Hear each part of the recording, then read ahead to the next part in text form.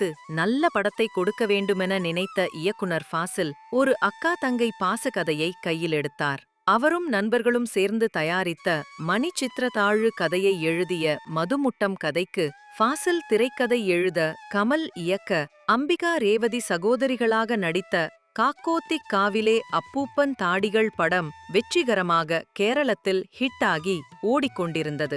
அதையே தமிழுக்கு எடுக்க நினைத்து பாடல் ரெக்கார்டிங் இறங்கினார் ஃபாசில். வழக்கம் போல இளையராஜாவிடம் சிச்சுவேஷன் சொல்ல பிறந்தது அந்த பாடல். காக்கோத்திக் காவிலே அப்பூப்பன் தாடிகள் படத்தில் குழந்தைகளாக இரு சகோதரிகளும் விளையாடுவதும் அதற்கு பின்னணியாக கண்ணாம் தும்பி போராமோ என்னோ டிஷ்டம் கூடாமோ என்கிற பாட்டுதான் அந்த படத்தின் உயிர் நாடி.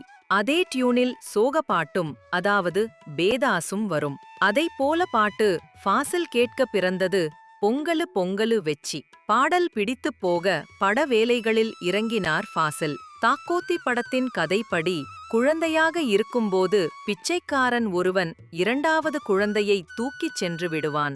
16 வருடம் கழித்து அந்த குழந்தை ரேவதியாகி அவர்கள் ஊருக்கே பிச்சைக்காரர்கள் வருவார்கள். அதனால் வருஷம் 16 என பெயர் வைத்தார் பாசில்.